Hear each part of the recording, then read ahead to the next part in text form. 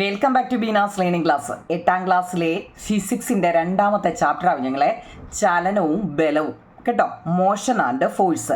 നമ്മൾ ഒന്നാമത്തെ ചാപ്റ്റർ ഇട്ടായിരുന്നു. ഫിസിക്സിൻ്റെ ഒന്നാമത്തെ ചാപ്റ്റർ ഇട്ടു, കെമിസ്ട്രിയുടെ ഒന്നാമത്തെ ചാപ്റ്റർ ഇട്ടു, ബയോളജിയുടെ ഒന്നാമത്തെ ചാപ്റ്റർ ഫുൾ ഇട്ടിട്ടുണ്ട് കേട്ടോ. ഇനി അതുപോലെ തന്നെ ഈ മൂന്ന് വിഷയത്തിൻ്റെയും രണ്ടാമത്തെ ചാപ്റ്ററിൻ്റെ ഈ രണ്ട് പാർട്ട് വെച്ച് എല്ലാത്തിൻ്റെയും ഇട്ടിട്ടുണ്ട് കേട്ടോ. നമ്മുടെ ചാനലിൽ കയറി നോക്കണേ നിങ്ങൾ കേട്ടോ. ഇനി ഫിസിക്സിൻ്റെ രണ്ടാമത്തെ ചാപ്റ്ററിൻ്റെ ഒന്നാമത്തെ പാർട്ടാണിത്. ഏതാ? മോഷൻ ആൻഡ് ഫോഴ്സ് എന്ന് പറയുന്നത് കേട്ടോ. മോഷൻ എന്ന് വെച്ചാൽ എന്താവും നിങ്ങളെ? ചലനം എന്നാണ് കേട്ടോ. മോഷൻ എന്നാൽ ചലനം. ഫോഴ്സ് എന്ന് വെച്ചാൽ എന്താ? ഫോഴ്സ് ചെയ്യാന്ന് കേട്ടിട്ടുണ്ടോ? ബലം എന്നാണ് കേട്ടോ, ബലം. അപ്പം നിങ്ങൾ ടെസ്റ്റ് ഇംഗ്ലീഷ് മീഡിയക്കാരെ കേട്ടോണേ കുഞ്ഞുങ്ങളെ. English medium teacher, childrens, are you still sitting in the same place where you were when the class started? നോക്കിയോ കുഞ്ഞുങ്ങളെ, ടീച്ചർ നിങ്ങൾ എൻ്റെ ക്ലാസ് തുടങ്ങുമ്പോഴത്തെ സ്ഥാനത്ത് തന്നെയാണോ ഇപ്പോഴും ഇരിക്കുന്നത്? ടീച്ചർ അവിടെ നിന്ന് കുട്ടികളോട് ചോദിക്കുക. കണ്ടോ ആ പടം കണ്ടില്ലേ? കുട്ടികളെ, നിങ്ങൾ തുടങ്ങിയപ്പോൾ ഇരുന്ന സ്ഥലത്ത് തന്നെയാണോ ഇപ്പോഴും ഇരിക്കുന്നത്? അപ്പോൾ സ്റ്റുഡൻസ് പറഞ്ഞു, teacher we have not moved from our place. കുട്ടികൾ എന്താ പറഞ്ഞത്? അതേ ടീച്ചർ, ഞങ്ങൾ സ്ഥലം മാറിയിട്ടില്ല. അപ്പോൾ teacher, no, your position has been changed. Teacher എന്താ പറഞ്ഞേ? എന്നാൽ നിങ്ങളുടെ സ്ഥാനം മാറിയിരിക്കുന്നു അല്ലേ? കുട്ടികളുടെ സ്ഥാനം മാറിയിരിക്കുന്നുവെന്ന് ടീച്ചർ പറയാൻ കാരണം എന്തായിരിക്കും? Why does the teacher say that the children's position has been changed? മനസ്സിലാവുന്നുണ്ടോ കുഞ്ഞുങ്ങളെ? അപ്പോൾ അത്രയാണ് ഫസ്റ്റ് പേജിൽ കൊടുത്തിരിക്കുന്നത്.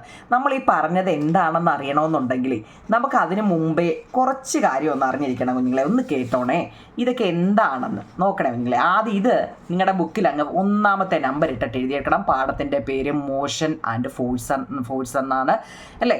ഇതിനകത്ത് ആദ്യം കുറേ കാര്യം ഇങ്ങനെ അറിഞ്ഞെങ്കിൽ നമുക്ക് ആ പാഠത്തിലോട്ട് കയറുമ്പം എളുപ്പമാണ്. എന്ന് വെച്ച് കഴിഞ്ഞാൽ എന്താ നോക്കിയേ, റെസ്റ്റ് എന്ന് വെച്ചാൽ അതിൻ്റെ മലയാളം നിശ്ചലം എന്നാണ് കേട്ടോ. എന്ന് വെച്ചാൽ ചലിക്കാത്ത ഒരു മരം നിൽക്കുന്നത് അല്ലേ? നമ്മുടെ അയ്യത്തൊരു മരം നിൽക്കുന്നത്, അല്ലെങ്കിൽ നമ്മളൊരു മേശ കൊണ്ടുവന്ന് ഒരു സ്ഥലത്ത് കൊണ്ടിടുന്നത് അല്ലേ? ഇങ്ങനെയൊക്കെ അനങ്ങാതെ നിൽക്കത്തില്ലേ? അതിനെയാണ് നമ്മൾ റെസ്റ്റ് എന്ന് പറയുന്നത്. അപ്പോൾ അതെന്നാൽ എന്താണെന്ന് ആദ്യം ഒന്ന് പഠിക്കണം. Position of an object does not change with time. സമയത്തിനനുസരിച്ച് വസ്തുവിൻ്റെ സ്ഥാനം മാറുന്നില്ല എന്നുള്ളതിനെയാണ് നമ്മൾ എന്താവും നിങ്ങളെ പറയുന്നത്? റെസ്റ്റ് അല്ലേ നിശ്ചലം എന്ന് പറയുന്നത്. നിശ്ചലം എന്ന് പറയുന്നത് മനസ്സിലാകുന്നുണ്ടോ? ഇപ്പോൾ ഒരു മരം നമ്മുടെ അയ്യത്ത് നിൽക്കുക, അത് രാവിലെ അവിടെ പടിഞ്ഞാറേപ്പുറത്ത് നിൽപ്പുണ്ടെങ്കിൽ വൈകിട്ട് അത് വന്ന് കിഴക്കേപ്പുറത്ത് വന്ന് നിൽക്കുമോ? ഇല്ല, അത് അവിടെ തന്നെയല്ലേ നിൽക്കുന്നത് അല്ലേ? അതായത് ആ സമയത്തിന് ഓരോ സമയത്തിനുള്ളിൽ അതിന് ഒരു മാറ്റവും വരുന്നുണ്ടോ കുഞ്ഞുങ്ങളെ? ഇല്ല. അതിനെയാണ് നമ്മൾ എന്ത് പറയുന്നത്? റെസ്റ്റ് എന്ന് പറയുന്നത് കേട്ടോ. ഇപ്പോൾ റഫായിട്ടൊന്ന് അറിഞ്ഞിരിക്കാൻ വേണ്ടിയാണ് കറക്റ്റ് നമ്മൾ അതായത് റെസ്റ്റ് എന്നാൽ എന്ന് വയ്ക്കുമ്പോൾ ഈ ഒരൊറ്റ വരി എഴുതിയാൽ മതി. Position of an object does not change with time. ഒരു സമയത്തിനനുസരിച്ച് വസ്തുവിൻ്റെ സ്ഥാനം മാറുന്നില്ല എന്നുണ്ടെങ്കിൽ അതിനെയാണ് നമ്മൾ എന്താ പറയുന്നത്? റെസ്റ്റ് എന്ന് പറയുന്നത്. മനസ്സിലാക്കി പോണേ. ഇനി എന്താണ് ഈ മോഷൻ എന്ന് വെച്ച് കഴിഞ്ഞാൽ?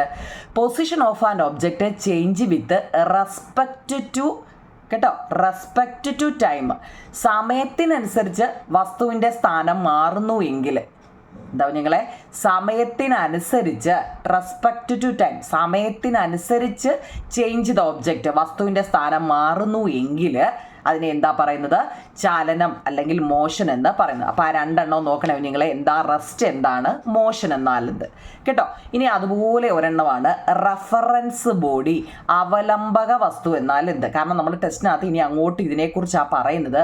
അപ്പോൾ എന്താണ് എന്ന് നമ്മൾ ഇതൊക്കെ എന്താണെന്നൊന്ന് പഠിച്ചിട്ട് അങ്ങോട്ട് കയറാമെന്ന് വിചാരിച്ചാൽ കേട്ടോ. Reference body is the object with respect to which the state of rest or motion of an object is described.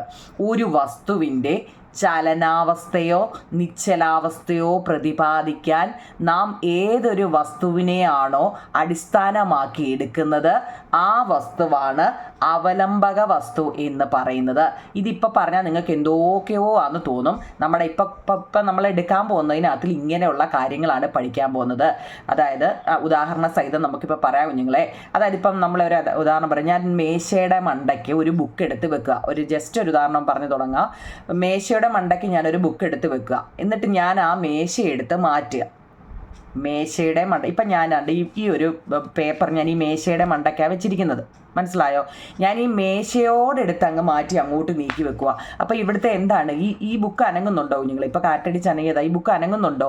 ഇല്ല. കാരണം എന്താ, ഞാൻ ഈ മേശയോടാണ് എടുത്തു വെച്ചത്.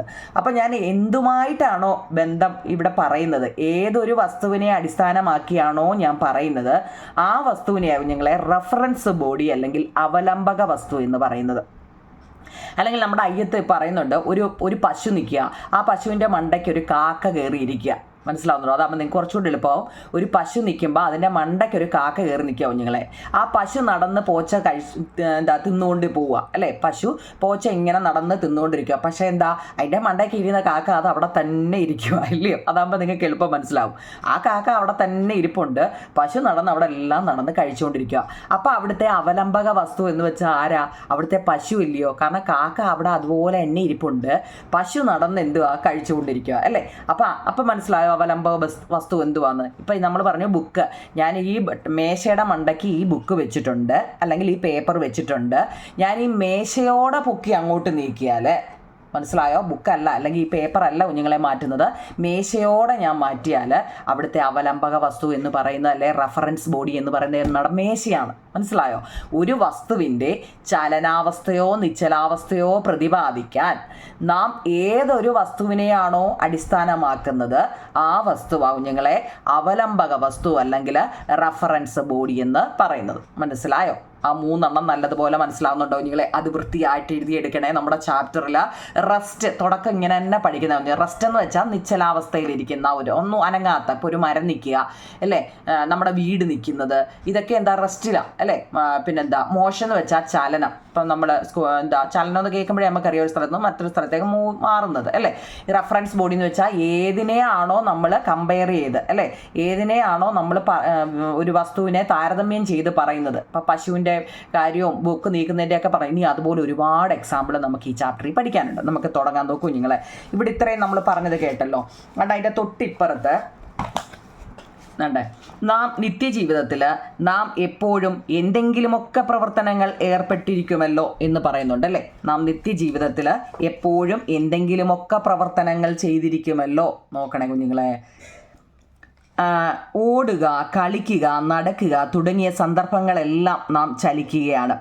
പക്ഷി പറക്കുന്നത്, ഇവിടെ നോക്കൂ നിങ്ങളെ, പക്ഷി പറക്കുന്നത്, പിന്നെ കാറ് ഓടുന്നത്, മരത്തിലെ ഇലകൾ കാറ്റിലാടുന്നത്, മരത്തിലെ ഇലകൾ കാറ്റിലാടുന്നത്, ഇവയെല്ലാം ചലനത്തിൻ്റെ വ്യത്യസ്ത രൂപങ്ങളാണ് എന്നാണ് ആദ്യം പറഞ്ഞിരിക്കുന്നത്. ഇതിനകത്ത് പഠിക്കാനൊന്നുമില്ല, ഇതിനകത്ത് കുറേ പടം തന്നിട്ടുണ്ട്. നോക്കണേ, ഈ പടത്തിൻ്റെ ഇംഗ്ലീഷ് എന്തുവാണെന്നറിയോ? അല്ലെ ഇംഗ്ലീഷ് അല്ലെ മലയാളം നിങ്ങളുടെ ടെസ്റ്റിൻ്റെ ഇപ്പത്തൊരു ബോക്സ് കണ്ടോ കുഞ്ഞുങ്ങളെ? ഏതാണ്ട് ഈ ബോക്സിലാണ് കണ്ടോ, ഈ ബോക്സ് നോക്കുമ്പോൾ നിങ്ങൾക്ക് ആ പടം, അതായത് ഇവിടെ എന്തോ എഴുതണം എന്ന് നിങ്ങൾ ചോദിക്കുമ്പോഴേ, അതായത് ഒരു വസ്തു ചലിക്കുന്നുണ്ടോ എന്ന് നമുക്ക് എങ്ങനെ മനസ്സിലാക്കാം?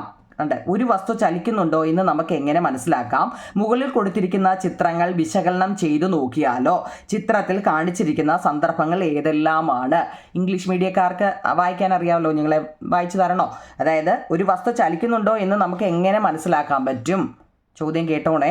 മുകളിൽ കൊടുത്തിരിക്കുന്ന ചിത്രങ്ങൾ വിശകലനം ചെയ്തു നോക്കിയാലോ ചിത്രത്തിൽ കാണിച്ചിരിക്കുന്ന സന്ദർഭങ്ങൾ ഏതെല്ലാമാണെന്ന് എഴുതാൻ. അതാ ഞാൻ പറഞ്ഞത്, ഇവിടെ ഏതെല്ലാമാണെന്ന് നിങ്ങൾ ഇംഗ്ലീഷ് മീഡിയക്കാരായാലും മലയാളം മീഡിയക്കാരായാലും നിങ്ങളെ ഈ ബോക്സിൽ കിടക്കുന്ന സംഭവങ്ങൾ, ഈ ഫസ്റ്റ് ബോക്സിൽ കിടക്കുന്ന, അതായത് നോക്കിയേ, കറങ്ങുന്ന ജെയിൻറ്റ് വീലിലെ കുട്ടി കണ്ടോ? ഫസ്റ്റ് കറങ്ങുന്ന ജെയിൻറ്റ് വീലിലെ കുട്ടിയാണ് ഒന്നാമത്തെ. രണ്ടോ, കുതിര സവാരി ചെയ്യുന്ന ആള്. ഇംഗ്ലീഷുകാരെ കേട്ടോ കുഞ്ഞുങ്ങളെ. Child sitting on a moving giant wheel, wood moving in a lorry, flying bird, person riding a horse, planet moving, book on a table. ഇതാണ് ഇംഗ്ലീഷ് മീഡിയക്കാർ ഇവിടെ എഴുതേണ്ടത് കേട്ടോ. ഇവിടെ എന്താ എഴുതേണ്ടതെന്നല്ലേ ടെസ്റ്റ് നല്ലപോലെ നോക്കണേ കുഞ്ഞിലെ. ടെസ്റ്റിൽ നമുക്കങ്ങ് പറഞ്ഞു പോവാം കേട്ടോ എന്തൊക്കെയാണെന്ന്. അപ്പോൾ അതിൻ്റെ മലയാളം മീഡിയക്കാർക്ക് ഇവിടെ കിടപ്പുണ്ട്. എന്തൊക്കെയാണ് അവിടെ എഴുതേണ്ടത്? കറങ്ങുന്ന ജെയിൻ വീലിൻ്റെ കുട്ടി, കുതിര സവാരി ചെയ്യുന്ന ആള്, പറക്കുന്ന കിളിയുടെ കൊക്കിലെ മരച്ചില്ല, ഒരു കിളി പറന്നു പോകുന്നുണ്ട്, അതിൻ്റെ കൊക്കിലൊരു മരച്ചില്ല ഇരിപ്പുണ്ട്, സൗരയൂഥത്തിലെ ഭൂമി അല്ലേ, സോളാർ സിസ്റ്റം, സൗരയൂഥത്തിലെ ഭൂമി, പിന്നെ ഓടിക്കൊണ്ടിരിക്കുന്ന ലോറിയിലെ മരത്തടി, ഒരു ലോറിയിലെ തടി കൊണ്ടുപോവുകയാണ്, പിന്നെ മേശപ്പുറത്തിരിക്കുന്ന പുസ്തകം. ഇത് ഇത്രയാവും നിങ്ങളെ അവിടെ കൊടുത്തിരിക്കുന്നത്. ഇവയിൽ ചുറ്റുപാടിനെ അപേക്ഷിച്ച് സ്ഥാനം മാറി മാറുന്നവയും സ്ഥാനം മാറാത്തവയും പട്ടികപ്പെടുത്തി എഴുതൂ എന്നാണ് പറഞ്ഞിരിക്കുന്നത് കേട്ടോ. അപ്പം നമുക്ക് നോക്കാം.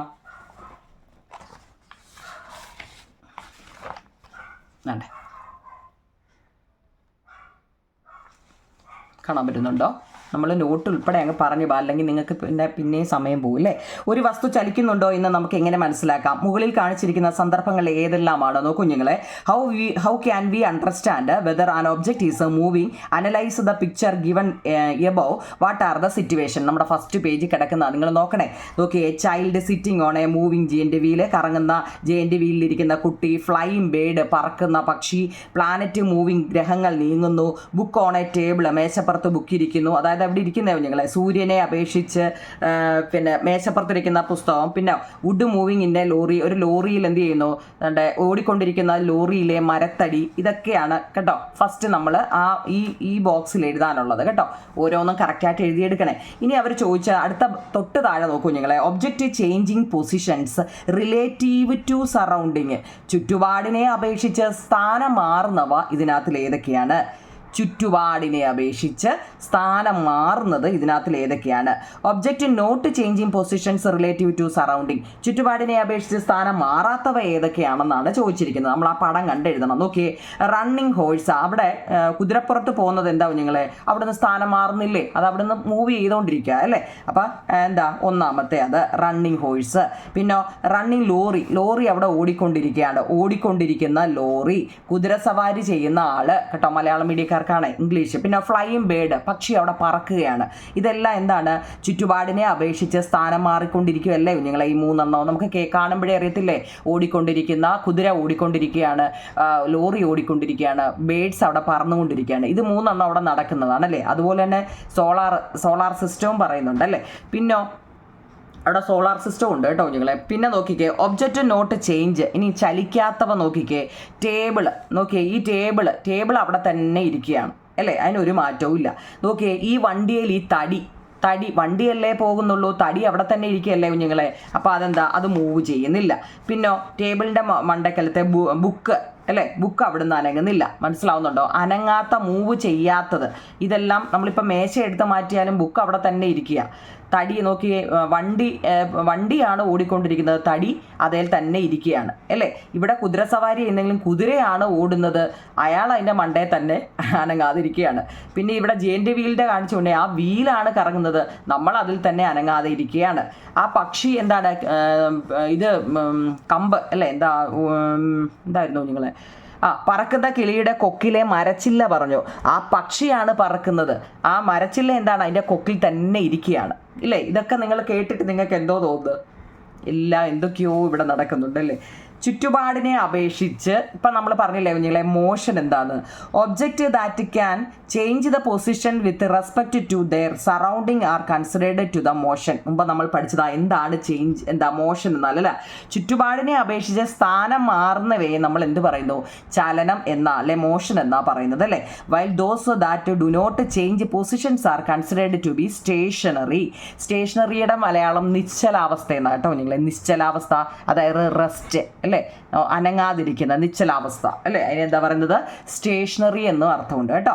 Object that change the position with respect to their surrounding are considered to be in motion while those that do not change positions are considered to be stationary. മോഷനും സ്റ്റേഷനറി നമ്മുടെ ടെസ്റ്റിലെ ചോദ്യം അത് രണ്ടും കേട്ടോ. പിന്നെ ഇവിടെ നമുക്ക് കുറേ മുകളിലെ സന്ദർഭങ്ങളെ അടിസ്ഥാനമാക്കി കുറേ കാര്യങ്ങൾ തന്നിട്ടുണ്ട്. നോക്കണേ നിങ്ങളിവിടെ ഇത് നിങ്ങളെ ഫില്ല് ചെയ്യാനാണ്. ഇപ്പം നമ്മൾ ആ പടത്തിൽ കറങ്ങുന്ന ജെയിൻ്റ് വീലിൽ കണ്ടു അല്ലോ. ജെയിൻ്റ് വീലിലെ കുട്ടിയുടെ കാര്യമാണ് ചോദിക്കുന്നത്. കറങ്ങിക്കൊണ്ടിരിക്കുന്ന ആ ജെയിൻ്റ് വീലിലെ കുട്ടി എന്നത് അത് നോക്കിക്കേ. തൊട്ടടുത്തിരിക്കുന്ന കുട്ടിയെ അപേക്ഷിച്ച് അതിൻ്റെ തന്നെ ഇപ്പം ജെയിൻ്റ് വീലിൽ അപ്പുറവും ഇപ്പുറവും ആളില്ലേ കുഞ്ഞുങ്ങളെ, ഇല്ലേ? നമ്മൾ രണ്ട് പേരല്ലേ അപ്പുറവും ഇപ്പുറവും ഇരിക്കുന്നത്. അപ്പോൾ ആ കുട്ടി എന്തായിരിക്കും? അതും ഈ കുട്ടിയുടെ കൂട്ട് തന്നെ ആ സീറ്റിൽ ഇരിക്കുമായിരിക്കും അല്ലേ. അത് നിശ്ചലാവസ്ഥയിലാണ്, അത് ചലിക്കുന്നില്ല, അത് നിശ്ചലാവസ്ഥയിലാണ്. പക്ഷെ നമ്മൾ തറയിൽ നിൽക്കുന്ന ആളെ അപേക്ഷിച്ച് നമ്മൾ എന്തായിരിക്കും? ചലിച്ചുകൊണ്ടിരിക്കുക അല്ലേ. നമ്മൾ കറങ്ങുകയല്ലേ, ചലിച്ചുകൊണ്ടിരിക്കുകയാണ്, ചലനാവസ്ഥയാണ്. കറക്റ്റ് ഇതുപോലെ തന്നെ ഫില്ല് ചെയ്യണേ കേട്ടോ. അത് ഞാൻ എഴുതിയായിരുന്നു ഇല്ല അല്ലേ. അത് ഇതിനകത്തിൽ അടയാളപ്പെടുത്താം നിങ്ങളെ കണ്ടോ. ഇംഗ്ലീഷ് വായിക്കണോ? ഇംഗ്ലീഷുകാർ കേട്ടോ കുഞ്ഞുങ്ങളെ. Child on a moving giant wheel, child sitting near by a person standing on the ground. ഇവിടെ എങ്ങനെയാണ്? കറങ്ങുന്ന ജെയിൻറ്റ് വീലിലെ കുട്ടി തൊട്ടടുത്തിരിക്കുന്ന കുട്ടിയെ അപേക്ഷിച്ച് അത് നിശ്ചലാവസ്ഥയിലാണ്, റെസ്റ്റിലാണ്, സ്റ്റേറ്റ് ഓഫ് റെസ്റ്റ് ആണ്. പിന്നെ സ്റ്റേറ്റ് ഓഫ് മോഷൻ ആണെങ്കിലോ തറയിൽ നിൽക്കുന്ന ആളെ അപേക്ഷിച്ച് അതെന്താ, പിന്നെ തറയിൽ നിൽക്കുന്ന ആളെ അപേക്ഷിച്ച് ചലനമുണ്ട് കേട്ടോ, ചലനാവസ്ഥയാണ്. ഇനി അതുപോലെ തന്നെ കുതിര സവാരി ചെയ്യുന്ന ആൾ, കുതിരയെ അപേക്ഷിച്ച് അതെന്താ, കുതിരയെ അപേക്ഷിച്ച് അതായത് ഹോഴ്സിൻ്റെ ആണെങ്കിൽ അത് നിശ്ചലാവസ്ഥയിലാണ്, കുതിരയെ അപേക്ഷിച്ച് അത് നിശ്ചലാവസ്ഥയിലാണ്. പക്ഷേ തറയെ അപേക്ഷിച്ചോ, തറയിൽ നിന്നും അത് പോയില്ലേ, നടക്കുമല്ലേ കുഞ്ഞുങ്ങളെ, മൂവ് ചെയ്യില്ലേ, അപ്പോൾ തറയെ അപേക്ഷിച്ചത് ചലനാവസ്ഥയുമാണ്. കുതിരയെ അപേക്ഷിച്ചാണെങ്കിൽ അയാൾ അതിൽ തന്നെ ഇരിക്കുകയല്ലേ, കുതിരയുടെ മണ്ടയ്ക്ക് അയാൾ അനങ്ങാതെ അങ്ങ് ഇരിക്കുകയല്ലേ കുഞ്ഞുങ്ങളെ. പക്ഷേ തറയെ നോക്കുമ്പോഴോ തറയിൽ നിന്ന് പോയില്ലേ, ഒരിടത്ത് തന്നെ നിൽക്കുവാണോ? അല്ല, അതാ ഉദ്ദേശിച്ചത് കേട്ടോ, നല്ലപോലെ മനസ്സിലാക്കണേ. അടുത്തത് എന്താ, twig in the beak of a flying bird, പറക്കുന്ന കിളിയുടെ കൊക്കിലെ മരച്ചില്ല. കിളിയെ അപേക്ഷിച്ച് എന്താണ്, കിളിയെ അപേക്ഷിച്ച് അതിൻ്റെ വായിലിരിക്കുന്ന അത് റെസ്റ്റിലാണ് അല്ലേ, നിശ്ചലാവസ്ഥയിലാണ്, സ്റ്റേറ്റ് ഓഫ് റെസ്റ്റ് ആണ്. പക്ഷേ തറയിൽ നിൽക്കുന്ന ആളെ അപേക്ഷിച്ച് ആ കിളിയുടെ കൂടെ തന്നെ എന്താണ്, ആ ചുണ്ടിലിരിക്കുന്ന അതും പറന്ന് ഇങ്ങനെ പോയിക്കൊണ്ടേയിരിക്കുകയാണ് അല്ലേ, ചലനാവസ്ഥയിലാണ്, സ്റ്റേറ്റ് ഓഫ് മോഷനാണ്. മനസ്സിലാക്കണേ കേട്ടോ. ഇനി സൗരയുധത്തിലെ ഭൂമി, അത് നോക്കണേ കുഞ്ഞുങ്ങളെ. സൗരയുധത്തിലെ ഭൂമി എന്ന് വെച്ചാൽ എന്താ, earth in the solar system അല്ലേ. അതിൽ സണ്ണ് എന്തായിരിക്കും, സൂര്യനെ അപേക്ഷിച്ച് ഭൂമി എന്താ, കറങ്ങുക അല്ലേ കുഞ്ഞുങ്ങളെ. ഭൂമി, നമ്മുടെ ഭൂമി, സൂര്യൻ അവിടെ തന്നെ ഇരിക്കുക, ഭൂമി പ്ലാനറ്റ്സുകളെല്ലാം കറങ്ങുകയല്ലേ. ചന്ദ്രനും എന്താണ്, ചന്ദ്രനും ഒരു സാറ്റലൈറ്റ്, അതും കേട്ടോ ചന്ദ്രനെ അപേക്ഷിച്ചും എന്താ, ദ മൂണെന്നാണ് എന്താ, ചലനാവസ്ഥയിലാണ്, അതും മോഷനാണ് കേട്ടോ. അത് നോക്കിക്കോണേ കേട്ടോ, ഇത് ഇമ്പോർട്ടൻ്റ് ആണേ. ഓടിക്കൊണ്ടിരിക്കുന്ന ലോറിയിലെ മരത്തടി, നമ്മൾ പറഞ്ഞു ലോറിയെ അപേക്ഷിച്ച് എന്താ, ആ മരത്തടി ആ ലോറിയിൽ തന്നെ എന്താണ്, നിശ്ചലാവസ്ഥയിൽ അതിലിരിക്കുകയാണ് ആണല്ലോ. പക്ഷേ ലോറി ഇങ്ങനെ ഓടിക്കൊണ്ടിരിക്കുമ്പം എന്താ, ഇരുഭാഗത്തുമുള്ള മരങ്ങളെ അപേക്ഷിച്ചോ കുഞ്ഞുങ്ങളെ, two trees on either side, വണ്ടി ഇങ്ങനെ ഓടിക്കൊണ്ടിരിക്കുമ്പം അതിൻ്റെ ആ രണ്ട് സൈഡിലും നിൽക്കുന്ന മരങ്ങളില്ലയോ, അതിനെ അപേക്ഷിച്ച് എന്താണ്, ഈ നമ്മുടെ തടിയും എന്താ, മരത്തടിയും ഓടിക്കൊണ്ടിരിക്കുകയാണ്. മനസ്സിലാക്കണേ. നമ്മളിപ്പോൾ ഒരു ട്രെയിനിലോ അല്ലെങ്കിൽ ഒരു ബസ്സിലോ ഒക്കെ യാത്ര ചെയ്യത്തില്ലേ കുഞ്ഞുങ്ങളെ, അപ്പം നമ്മൾ ബസ്സിൽ ഇങ്ങനെ ഏത് സീറ്റിലാണോ അവിടെ തന്നെ അങ്ങ് ഇരിക്കുമല്ലേ അല്ലേ. അതാണ് നമ്മൾ ഈ നിശ്ചലാവസ്ഥ അല്ലെങ്കിൽ റെസ്റ്റ് ഓഫ് മോഷൻ, റെസ്റ്റ് എന്ന് പറയുന്നത് കേട്ടോ, അവിടെ തന്നെ ഇരിക്കുക. പക്ഷെ വണ്ടി എന്താ, ഓടിക്കൊണ്ടേയിരിക്കുക. മനസ്സിലായോ? മനസ്സിലാക്കണേ. മേശപ്പുറത്തിരിക്കുന്ന ഒരു പുസ്തകം, മേശയെ അപേക്ഷിച്ച് അതെന്താ, മേശപ്പുറത്ത് അത് അനങ്ങാതെ അവിടെ ഇരിക്കുക, നിശ്ചലാവസ്ഥയിലാണ്. പക്ഷേ എന്താ, ഇവിടെ എന്താ കുഞ്ഞുങ്ങളെ, സൂര്യനെ അപേക്ഷിച്ചെന്ന് പറയുന്നുണ്ട് അല്ലേ, എ ബുക്ക് ഓഫ് എറ്റ്, സൂര്യൻ മുകളിൽ നിന്ന്, സൂര്യനെ അപേക്ഷിച്ചാണെങ്കിലും എന്താ, ഇവിടെ മുകളിൽ നോക്കുമ്പോൾ ഇത് അതായത് ഭൂമി കറങ്ങുകയല്ലേ, ഭൂമി കറങ്ങുമ്പോൾ എന്താ, നമ്മൾ ചലിക്കുകയാണ്. സൂര്യനെ അപേക്ഷിച്ച് മേശപ്പുറത്തിരിക്കുന്ന പുസ്തകവും ചലിക്കുകയാണ്. ഇത് നല്ലപോലെ മനസ്സിലാക്കണേ കേട്ടോ. റെസ്റ്റിലെന്ന് വെച്ച് കഴിഞ്ഞാൽ എന്താണ്, ചലനാവസ്ഥ, മോഷൻ എന്താണ്, ഇത് നല്ലപോലെ മനസ്സിലാക്കി പഠിക്കണം കേട്ടോ. ഇല്ലെങ്കിൽ അറിയാവുന്നവർക്ക് ഇത് എളുപ്പം മനസ്സിലായി കാണും, ഇല്ലാത്തവർക്ക് ഇത് പുകഞ്ഞ് നിൽക്കുമായിരിക്കും, ഇല്ലയോ? മനസ്സിലാക്കണേ കേട്ടോ.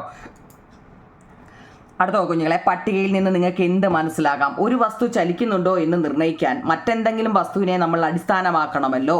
അങ്ങനെ അടിസ്ഥാനമാക്കിയ വസ്തുവിനെ നമ്മൾ എന്ത് പറയുന്നു? ഫസ്റ്റ് നമ്മൾ പറഞ്ഞു, അങ്ങനെ അടിസ്ഥാനമാക്കിയ വസ്തുവിനെ നമ്മൾ അവലംബക റഫറൻസ് ഒബ്ജക്റ്റ് എന്ന് പറയുന്നു. നമ്മളത് പഠിച്ചത് അവലംബക വസ്തു എന്നാൽ എന്ത്?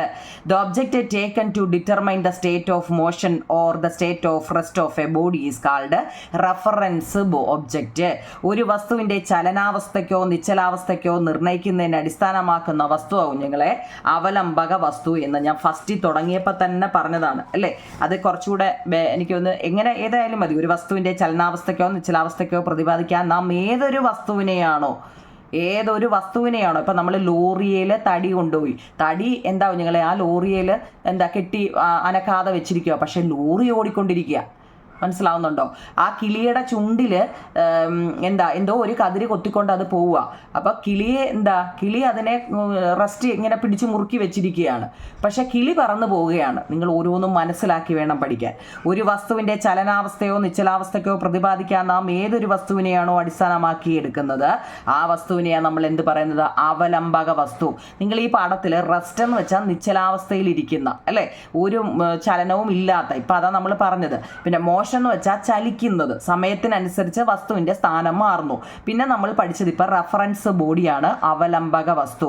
ഏത് വസ്തുവിനെയാണോ അടിസ്ഥാനമാക്കി എടുക്കുന്നത് അതാവും നിങ്ങളെ അവലംബക വസ്തു അല്ലെങ്കിൽ റഫറൻസ് ബോഡി എന്ന് പറയുന്നത് കേട്ടോ. അല്ലാതെ വലിച്ചു വാരി അങ്ങ് നമ്മൾ കുറേ അങ്ങ് പറഞ്ഞു എന്ന് കഴിഞ്ഞു ആയില്ലല്ലോ. അത്രയും ഓക്കെയാണോ? ഈ ബോക്സിൽ കിടക്കുന്നതാണ് ഇപ്പോൾ നമ്മൾ എഴുതിയത്. അത് ഞാൻ ആദ്യം പറഞ്ഞ റഫറൻസ് ബോഡി, അതായത് എനിക്ക് ഒന്ന് കുറച്ചും കൂടി നിങ്ങൾക്ക് പഠിക്കാൻ ബെറ്റർ തോന്നുന്നു അല്ലേ. ഒരു വസ്തുവിൻ്റെ ചലനാവസ്ഥയ്ക്കോ നിശ്ചലാവസ്ഥയെ നിർണ്ണയിക്കുന്നതിന് അടിസ്ഥാനമാക്കുന്ന വസ്തുവാണ് അവലംബക വസ്തു. ഓക്കെയാണോ? ഈ അവലംബക വസ്തുവിനെ അപേക്ഷിച്ച് സ്ഥാനം മാറുന്നുവെങ്കിൽ ഒരു വസ്തു ചലനത്തിലാണ് എന്ന് നമുക്ക് പറയാം. അവലംബക വസ്തുവിനനുസരിച്ച് ഇപ്പം നമ്മളൊരു പശുവിൻ്റെ മണ്ടയ്ക്ക് ഞാൻ നമ്മൾ പറഞ്ഞു ഒരു കാക്ക വന്നിരിക്കുക അല്ലെങ്കിൽ ഒരു കൊക്ക് വന്നിരിക്കുക വയലിൽ കെട്ടിക്കൊണ്ട് നിന്നപ്പം അപ്പം എന്താ അവലംബക വസ്തു എന്ന് പറയുന്നത് അവിടെ നിൽക്കുന്ന പശു ആവും ഇങ്ങനെ. അതിൻ്റെ സ്ഥാനം മാറുന്നു എങ്കിൽ ഒരു വസ്തു എന്താ ചലനത്തിലാണ് എന്ന് നമുക്ക് പറയാം. മനസ്സിലായോ? നിശ്ചലാവസ്ഥയിലാണെന്നും നമുക്ക് ഇനി അത് മാറുന്നില്ല അവിടെ തന്നെ അങ്ങ് നിൽക്കുക എന്നുണ്ടെങ്കിൽ അത് നിശ്ചലാവസ്ഥയിലാണെന്നും നമുക്ക് പറയാം കേട്ടോ. അത്രയേ ഉള്ളൂ. ചലിക്കുന്നതും റെസ്റ്റ് ചെയ്യുന്നതിനെ കുറിച്ചുമാണ് ഇതുവരെ നമ്മൾ പറഞ്ഞത്. സ്ഥാനമാറ്റം സംഭവിക്കുന്നത് നമ്മൾ പറയുന്നുണ്ട്. സ്ഥാനമാറ്റത്തിൻ്റെ അളവ് എങ്ങനെ കണ്ടെത്താമെന്നാണ്. നോക്കൂ നിങ്ങളെ, പേജ് നമ്പർ 26 ദൂരം അല്ലെങ്കിൽ ഡിസ്റ്റൻസ് എന്നെക്കുറിച്ചാണ് നമ്മൾ പറയുന്നത്. എന്താണ് ഈ ഡിസ്റ്റൻസ് അല്ലെങ്കിൽ ദൂരം? Distance is the length of a path travelled by an object. Distance is the length of path traveled by an object. The SI unit of distance is a meter. ഒരു വസ്തു സഞ്ചരിച്ച പാതയുടെ നീളമാണ് ദൂരം. ദൂരത്തിൻ്റെ SI യൂണിറ്റ് മീറ്റർ ആണ്. വളരെ important ആണ്. എല്ലാത്തിൻ്റെ അടി വര കൊടുത്തിട്ടുണ്ട് ഇതിൻ്റെ ക്വസ്റ്റ്യൻ ആൻസർ. അപ്പം നിങ്ങൾക്ക് എഴുതിയെടുക്കുമ്പം പഠിക്കാം. ഇതുപോലെ തന്നെ വലുതായിട്ട് എടുത്ത് പഠിക്കാമെങ്കിലും ഉണ്ടല്ലോ, നിങ്ങൾക്ക് പഠിക്കാൻ നല്ലതാവും നിങ്ങൾ കേട്ടോ. അപ്പോൾ ഒറ്റ നോട്ടത്തിൽ തന്നെ എൻ്റെ ഡിസ്റ്റൻസ് എന്താണെന്ന് നിങ്ങൾക്ക് ആ ഡിസ്റ്റൻസ്, അതിൻ്റെ മീറ്റർ, ദൂരം, മീറ്റർ കണ്ടോ പഠിക്കാൻ എളുപ്പം. എപ്പോഴും വലുതായിട്ട് എഴുതി പഠിക്കുന്ന കുട്ടികൾക്ക് കൈയക്ഷരവും നന്നാവും കേട്ടോ. അപ്പോൾ ഇവിടെ ഒരു ചോദ്യം ഉണ്ടോ നിങ്ങളെ നോക്കലേ ടെസ്റ്റ്. 400 മീറ്റർ ട്രാക്കിൻ്റെ ഒരു ചിത്രമാണ് ഇവിടെ കൊടുത്തിരിക്കുന്നത്. ഈ ട്രാക്ക് കണ്ടോ നിങ്ങളെ, ഇവിടെ നിന്ന് കണ്ടോ നമ്പറുണ്ട്. ഇത് നല്ലൊരു ട്രാക്കാണ് ഇവിടെ പണിഞ്ഞു വെച്ചിരിക്കുന്നത് കേട്ടോ. ഈ 400 മീറ്ററിൻ്റെ ട്രാക്കാണ് ട്രാക്കിൻ്റെ ചിത്രമാണ് ഇവിടെ കൊടുത്തിരിക്കുന്നത്. ഈ ട്രാക്കിൽ 2 റൗണ്ട് പൂർത്തിയാക്കാൻ ഓട്ടക്കാർ സഞ്ചരിച്ച പാതയുടെ നീളം എത്രയായിരിക്കും? ഇവിടെ പറയുന്നുണ്ടോ നിങ്ങളെ, ഒരു വട്ടം അതായത് 400 മീറ്റർ ആണ് പറയുന്നുണ്ട് അല്ലേ. ഈ ട്രാക്ക് ഫുള്ള് 400 മീറ്റർ ആണെന്ന് പറയുന്നുണ്ട്. അങ്ങനെയാണെങ്കിൽ 2 റൗണ്ട് പോകാൻ എത്ര നിങ്ങളെ? 400 + 400 അല്ലേ, 2 വെട്ട് അല്ലേ, 400 × 2 അല്ലേ, എത്ര? 800. എത്ര ഇവിടെ മീറ്ററാണ്. അതൊക്കെ നല്ലപോലെ അറിയണേ. മീറ്റർ 800 മീറ്ററാണ് ഇവിടുത്തെ ആൻസർ. ഓരോന്നും ടെസ്റ്റിൽ തന്നെ ഇങ്ങനെയുള്ളത് നമ്മൾ ടെസ്റ്റ് ചെയ്ത് അങ്ങ് പോവുക കേട്ടോ. കാരണം സെപ്പറേറ്റ് എഴുതണ്ടല്ലോ. പിന്നെ നമ്മൾ മീറ്റർ ദൂരം അതായത് ഡിസ്റ്റൻസ് എന്നാൽ എന്തെന്ന് ഇപ്പം ഞാൻ നോട്ട് തന്നു, നല്ലപോലെ അറിയണേ. അടുത്ത് നോക്കൂ നിങ്ങളെ, നമ്മൾ ഓഡോമീറ്ററിനെ കുറിച്ചാണ് പഠിക്കുന്നത്. എന്താ ഓഡോമീറ്ററിനെ കുറിച്ചാണ്? An odometer is a device that measures the total distance travelled by a vehicle. എന്താണ് ഈ ഓഡോമീറ്റർ? ഒരു വാഹനം സഞ്ചരിക്കുന്ന ആകെ ദൂരം അളക്കുന്ന ഉപകരണമാവും നിങ്ങളെ ഓഡോമീറ്റർ എന്ന് പറയുന്നത്. എന്താ ഒരു വാഹനം നമ്മൾ സഞ്ചരിക്കുമ്പോൾ അത് എത്ര ദൂരം പോയെന്നറിയത്തില്ലേ? ആ ദൂരം അളക്കുന്നതിനുള്ള ഉപകരണമാണ് ഓഡോമീറ്റർ. വാഹനങ്ങളിലെ ദൂരം അളക്കുന്നതിനുള്ള ഉപകരണമാണ് odometer. An odometer is device that measure total distance travelled by a vehicle. ഇനി ഓഡോമീറ്ററിൽ സഞ്ചരിച്ച ദൂരം നോക്കണേ കുഞ്ഞുങ്ങളെ, കിലോമീറ്ററിലാണ് കാണിക്കുന്നത്. അറിയണേ, അതൊക്കെ പരീക്ഷയ്ക്ക് ഉറപ്പായിട്ടും ചോദിക്കുന്നതാണ്. ഓഡോമീറ്ററിലെ ദൂരം കിലോമീറ്ററിലാണ് കാണിക്കുന്നത് കേട്ടോ. ഓക്കെ ആണോ? ഇനി നമുക്ക് നോക്കിയേ, 1 കിലോമീറ്റർ എന്ന് പറയുന്നത് 1000 മീറ്റർ ആണ് കേട്ടോ. 1 കിലോമീറ്റർ എന്ന് പറയുന്നത് 1000 മീറ്റർ ആണ്. അതൊക്കെ കാണാൻ പറ്റുന്നുണ്ടല്ലോ, നമുക്കറിയാമല്ലോ. കെ എന്ന് കേൾക്കുമ്പോഴേ കേട്ടോ, കെ എന്ന് കേൾക്കുമ്പോഴേ 1000 ആയിരിക്കും കേട്ടോ. 1 kg കിലോ, 1 കിലോഗ്രാം എന്ന് പറഞ്ഞാൽ 1000 ഗ്രാം. 1 കിലോമീറ്റർ എന്ന് പറഞ്ഞാൽ 1000 മീറ്റർ കേട്ടോ. നിങ്ങൾക്ക് പരിചിതമായ ഒരു വാഹനം ഇതുവരെ സഞ്ചരിച്ച ദൂരം ഓഡോമീറ്റർ നോക്കി നിങ്ങൾ കണ്ടെത്താനാണ്. നിങ്ങളുടെ എല്ലാവരുടെയും വീട്ടിൽ വണ്ടികളുണ്ടല്ലോ. വണ്ടി ഇല്ലാത്ത ഇപ്പം 100 പേരുണ്ടെങ്കിൽ ഏതെങ്കിലും 1-2 പേരുടെ വീട്ടിലേ കാണൂ വാഹനങ്ങളില്ലാത്ത. ബാക്കി ഇന്ന് എല്ലാവരുടെയും വീട്ടിൽ 2 വീലറെങ്കിലും ഇല്ലാത്ത വീടുകളില്ല അല്ലേ നിങ്ങളെ. അതിലെല്ലാത്തിൻ്റെ ഫ്രണ്ടിൽ നോക്കാമെങ്കിൽ തണ്ടി ഇങ്ങനെ ഒരു സാധനം കാണാം. ഇതിൻ്റെ പേരാണ് ഓഡോമീറ്റർ കേട്ടോ. ഇവിടെ അടുത്ത് നോക്കൂ നിങ്ങളെ, ഒരു ട്രെയിന് ഇനി അടുത്തതാണ്, ഒരു ട്രെയിൻ എ മുതൽ എഫ് വരെ സഞ്ചരിക്കുന്ന റെയിൽ പാതയാണ് ചിത്രത്തിൽ കാണിച്ചിരിക്കുന്നത്. ഓരോ സ്ഥലത്തെത്തുമ്പോഴും ട്രെയിൻ സഞ്ചരിച്ച ദൂരം പട്ടികപ്പെടുത്തി എഴുതൂ എന്നാണ്. നോക്കൂ നിങ്ങളെ, എ മുതൽ എന്ന് വെച്ചാൽ ഇവിടെ മുതൽ എ മുതൽ എഫ് വരെ. എ എന്ന് വെച്ചാൽ നമ്മുടെ സ്റ്റാർട്ടിംഗ് പോയിന്റ് ആണ്. ട്രെയിന് എ മുതൽ എഫ് വരെ സഞ്ചരിച്ച, എ മുതൽ എന്ന് വെച്ചാൽ തുടങ്ങുക എന്ന് പറഞ്ഞ സ്റ്റാർട്ട് അല്ലേ, ഇനിഷ്യൽ പോയിന്റ് എന്നൊക്കെ പറയാം. അതൊന്നും നിങ്ങൾക്ക് ആയില്ല എന്നാൽ പോട്ടെ. എ മുതൽ എഫ് വരെ സഞ്ചരിക്കുന്ന റെയിൽ പാത, ഇവിടെ എയിൽ നമ്മൾ സ്റ്റാർട്ട് ചെയ്തു. അപ്പോൾ എയിലായിരിക്കുമ്പോൾ നമ്മൾ ഒരു വാഹനം നിർത്തിയിടുമ്പോഴേ അത് നല്ലതുപോലെ അറിയണേ കുഞ്ഞുങ്ങളെ കേട്ടോ. എന്താ, 0 ആയിരിക്കും കേട്ടോ. ഒരു സഞ്ചരിച്ച ദൂരം നല്ലപോലെ അറിയണേ കുഞ്ഞുങ്ങളെ. ഇവിടെ എന്താ, 0 ആയിരിക്കും കേട്ടോ. ZERO എന്ന് എഴുതിക്കോ, അല്ലെങ്കിൽ 0 എന്ന് ആയിരിക്കും, 0. മനസ്സിലാകണേ കുഞ്ഞുങ്ങളെ. ഇവിടെ വണ്ടി എടുത്തില്ല, വണ്ടി സ്റ്റാർട്ട് ഇവിടെ കിടക്കുന്നതേ ഉള്ളൂ കേട്ടോ. അപ്പം നമ്മൾ നോക്കിക്കേ, എ സ്റ്റാർട്ട് 0 ആണ്. ഇനി ബിയിലെത്തിയപ്പോഴോ നോക്കൂ കുഞ്ഞുങ്ങളെ, ബിയിലെത്തിയപ്പോൾ എത്ര, അവിടെ 60 കിലോമീറ്റർ ആണ്. എത്ര കുഞ്ഞുങ്ങളെ, 60 കിലോമീറ്റർ. അവിടെ തന്നെ ഓൾറെഡി കൊടുത്തിട്ടുണ്ട്, KM ആണ്. KM ഓർത്തോണേ, KM വാഹനങ്ങൾ KMലാണെന്ന് നമ്മൾ പഠിച്ചു. പിന്നെ സിയിലെത്തിയപ്പോൾ നോക്കിയേ, 110 KM ആണ്. പിന്നെ ഡിയിലായപ്പം 150, ഇവിടെ ടെസ്റ്റിൽ തന്നെ അവർ തന്നിട്ടുണ്ട് അതില്ലേ, KM ആണ്. പിന്നെ ഇയിലായപ്പം 250. നിങ്ങളോട് ചിലപ്പോൾ 250 ഡാഷ് എന്ന് ചിലപ്പോൾ തരാം, ചെക്ക് ചെയ്യാൻ. 250 എന്താണ്? അപ്പം KM വാഹനങ്ങളുടെ ആയതുകൊണ്ട് KM ആണ് കേട്ടോ. എഫിലെത്തുമ്പോഴോ കുഞ്ഞുങ്ങളെ 320. എങ്ങനെ വേണമെങ്കിലും ക്വസ്റ്റ്യൻ തയ്യാറാക്കാം കേട്ടോ. അപ്പോൾ അത് ആ തയ്യാറാക്കുന്നവരുടെ ആളുടെ കഴിവ് പോലിരിക്കും കേട്ടോ. അപ്പം നിങ്ങൾ നോക്കിയേ, ഒരു ട്രെയിൻ തരികയാണ്. എയിൽ ആയിരിക്കുമ്പോൾ 0 ആണ്. ബിയിലെത്തുമ്പോൾ എന്താണെന്ന് ഓർത്തോണം, KM ആണ്. കാരണം നമ്മുടെ അടുത്ത് പറഞ്ഞു എന്താ, ദൂരം എപ്പോഴും കിലോമീറ്ററിലാണ് കാണിക്കുന്നത്. ഓഡോമീറ്ററിൽ സഞ്ചരിച്ച ദൂരം എപ്പോഴും കിലോമീറ്ററിലാണ് എന്ന് പറഞ്ഞിട്ടുണ്ട് കേട്ടോ. വാഹനങ്ങളിൽ ഓഡോമീറ്ററാണ് ദൂരം അളക്കാൻ ഉപയോഗിക്കുന്നതെന്ന് നമ്മളോട് പറഞ്ഞു കേട്ടോ. ഓക്കെ ആണോ? ഇനി അതിൻ്റെ തൊട്ടിപ്പുറത്ത് നോക്കും കുഞ്ഞുങ്ങളെ, വേഗം. ഇനി നമ്മൾ പഠിക്കുന്നത് വേഗം എന്ന് വെച്ചാൽ സ്പീഡ്. ഞാനെല്ലാം എന്താണെന്ന് ഇത് നിങ്ങൾ ഇതുപോലെ എഴുതിയിടണം. യൂണിറ്റ് സമയത്തിൽ വസ്തു സഞ്ചരിച്ച ദൂരമാണ് വേഗം. വേഗത്തിൻ്റെ SI unit metre per second. അതായത് ഈ വരയിടുന്നതിന് എന്താ കുഞ്ഞുങ്ങളെ, പെർ എന്നാ പറയുന്നുണ്ട്, PER per, metre per second എന്നാണ് കേട്ടോ. യൂണിറ്റ് നമ്മൾ സ്പീഡിനെ കുറിച്ചാണ് ഇനിയും പഠിക്കുന്നത്. സ്പീഡ് എന്ന് വെച്ചാൽ മലയാളത്തിൽ വേഗം. യൂണിറ്റ് സമയത്തിൽ വസ്തു സഞ്ചരിച്ച ദൂരമാണ് വേഗം. ഈ വേഗത്തിൻ്റെ SI unit metre per second. ഈ ബാർ ഇടുന്നതിന് പറയുന്ന പേര് പെർ സെക്കൻഡ് എന്നാണ്. ആദ്യമായിട്ടാണെങ്കിൽ കേട്ടോണേ, speed is the distance travelled by an object in unit time. The SI unit of speed is metre per. ഇവിടെ എഴുതി വെച്ചിട്ടുണ്ടോ, മീറ്റർ പെർ സെക്കൻഡ് എന്നാണ് വായിക്കുന്നത് കേട്ടോ. അറിയാവുന്നവരൊക്കെ, അറിയാൻ വയ്യാത്തവർ കാണും കുഞ്ഞുങ്ങളെ, അതുകൊണ്ടാണ് ഇതൊക്കെ എടുത്ത് പറയുന്നത് കേട്ടോ. Metre per second. ഓക്കെ ആണോ? വേഗം. അപ്പോൾ നോക്കിയേ, ഒളിമ്പിക്സിൽ 100 മീറ്റർ ഓട്ടത്തിൻ്റെ ഒരു ഫോട്ടോ ഫിനിഷ് ചിത്രമാണ് മുകളിൽ. ഇതിൽ വിജയിയെ കണ്ടെത്തിയത് എങ്ങനെയായിരിക്കും? കുറഞ്ഞ സമയത്തിനുള്ളിൽ 100 മീറ്റർ ഓടിയെത്തിയ കായിക താരമായിരിക്കുമല്ലോ വിജയി എന്നൊക്കെയാണ്. നമുക്കിതിനകത്ത് എങ്ങനെയെങ്കിലും കണ്ടുപിടിക്കാൻ പറ്റുന്നുണ്ടോ നിങ്ങളെ? നമുക്ക് ഒരു പരീക്ഷണം ചെയ്ത് നോക്കാമെന്നാണ്. ഇത് എങ്ങനെയാണെന്ന് കണ്ടുപിടിക്കാനാണ് കേട്ടോ. നിങ്ങളൊന്ന് കണ്ടുപിടിക്കണേ ആരാന്ന്. ഉയരമുള്ള, അടുത്ത നോക്കൂ നിങ്ങളെ, നമുക്ക് ഒരെണ്ണം ചെയ്ത് നോക്കാം. എന്നാൽ ഉയരമുള്ള ഒരു ഗ്ലാസ് ജാർ എടുക്കുക. അതാണ് ഇവിടെ ഒരു ജാർ കൊടുത്തിട്ടുണ്ട്. ഇതാണ് ജാറെന്ന് ഉദ്ദേശിക്കുന്നത്. നമ്മൾ ഈ ഹോസ്പിറ്റലിലൊക്കെ നമുക്ക് ഈ മരുന്ന് അറിയാവോ, പണ്ടൊക്കെ ഇങ്ങനെയൊക്കെ ഉള്ളതിനകത്തിലായിരുന്നു തരുന്നത്. ഉയരമുള്ള ഒരു ഗ്ലാസ് ജാർ എടുക്കുക. അതിൽ മുകളിലും താഴെയും യഥാക്രമം AB എന്നിങ്ങനെ മാർക്ക് ചെയ്യുക. നോക്കൂ നിങ്ങൾ, ഏറ്റവും അടിഭാഗം, ഏറ്റവും മുകളിൽ AB എന്ന് പേര് കൊടുക്കുക. ഗ്ലാസ് ജാറിൽ നമ്മൾ ഗ്ലിസറിൻ ഒഴിച്ചു. ഗ്ലിസറിനാണ് എന്താ നിങ്ങൾ ഒഴിച്ചു കൊടുക്കുന്നത്? ഗ്ലിസറിൻ നിങ്ങൾ കണ്ടിട്ടുണ്ടോ? ഒരുമാതിരി വെളുത്ത് ലിക്വിഡാണ്, ഒരുമാതിരി എന്താ കൊഴുപ്പുള്ളതാണ് കേട്ടോ. അങ്ങനെയുണ്ട്, അല്ലാതെ ഉണ്ടല്ലേ. AB എന്നിങ്ങനെ മാർക്ക് ചെയ്യുക. ഗ്ലാസ് ജാറിൽ ഗ്ലിസറിൻ ഒഴിച്ച് മുകളിൽ നിന്നും ഒരു കല്ലിടുക കേട്ടോ. കല്ല് എയിൽ നിന്നും ബിയിലെത്താൻ എടുക്കുന്ന സമയം സ്റ്റോപ്പ് വാച്ച് ഉപയോഗിച്ച് കണ്ടെത്തുക എന്നാവും നിങ്ങളെ. ഒരുമാതിരി ലിക്വിഡ് പോലെ, അതെന്ന് വെച്ചാൽ നമ്മൾ വെള്ളമാണെങ്കിൽ എന്താ, നമ്മൾ കല്ല് അങ്ങോട്ട് ഇട്ട് കൊടുക്കുമ്പോഴത്തേക്ക് ഒറ്റയടിക്ക് അതങ്ങ് താപ്പോട്ട് പോകും അല്ലേ. നല്ല ഭാരമുള്ള കല്ലൊക്കെ ആണെങ്കിൽ അതങ്ങ് താഴെ പോകും. പക്ഷേ ഇതൊരുമാതിരി ഒരുമാതിരി വഴുവഴുപ്പുള്ളതാണ്. അപ്പം അത് പെട്ടെന്ന് നമ്മൾ ഇട്ട് കൊടുത്താൽ അത് താഴോട്ട് പോകത്തില്ല. അതുകൊണ്ടാണ് അവരങ്ങനെ പറയുന്നത്. എന്തുവാണെന്നറിയോ, ഇപ്പം ഞാൻ ഒരു കല്ലിട്ടു, നിങ്ങൾക്ക് അത് ആർക്ക് വേണമെങ്കിലും ചെയ്യാവുന്നതാണ്. ഈ ഗ്ലിസറിൻ എവിടെ കിട്ടുമെന്നല്ലേ. നമ്മുടെ സ്കൂളിൽ ടീച്ചറിൻ്റെ അടുത്ത് പറഞ്ഞാൽ മതി ഒരു ഇച്ചിരി കൊണ്ടുവന്ന് കാണിക്കുക. പഠിപ്പിക്കുമ്പോഴേ ടീച്ചറെ ഞങ്ങൾക്കൊരു കൊണ്ടുവന്ന് ഒരു ഇച്ചിരി ഒന്ന് കാണിക്കാൻ പറയണം കേട്ടോ. ടീച്ചർമാരൊക്കെ അതൊക്കെ ചെയ്യും.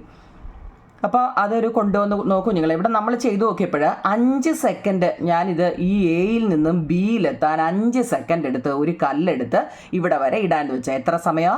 5 സെക്കൻഡ് എടുത്തു എന്ന് കേട്ടോ.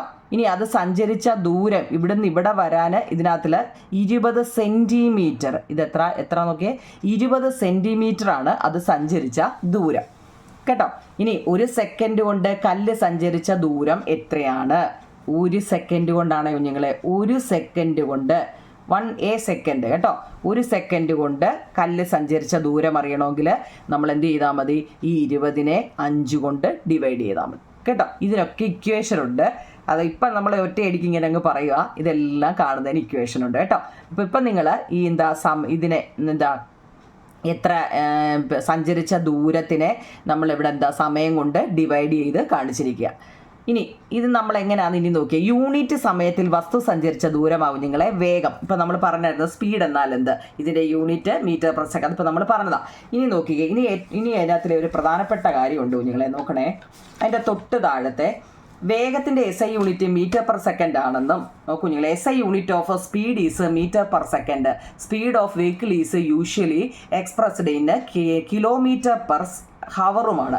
ഇതിൻ്റെ അർത്ഥം പെർന്നാന്ന് ഓർത്തോണേ കേട്ടോ. ഇത് മീറ്റർ പെർ സെക്കൻഡും speed of vehicle kilometre per ഹവറുമാണ് കേട്ടോ.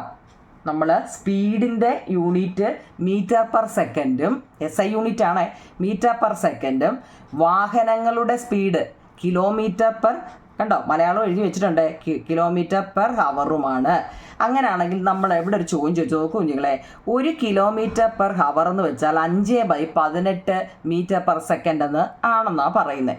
ഇതെങ്ങനെയാണ് കണ്ടെത്തിയതെന്നും കൂടെ ഒന്ന് പറയണമെന്ന്. എങ്ങനെയാണ് ഈ 5/18 കിട്ടിയതെന്നും നമുക്ക് അതുകൂടെ ചെയ്തിട്ട് ഈ പാർട്ട് ക്ലോസ് ചെയ്യാം കുഞ്ഞുങ്ങളെ കേട്ടോ.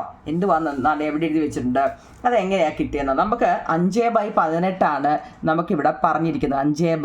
5/18 കിട്ടുന്നതെന്നാണ് പറയുന്നത്. ഏതാ?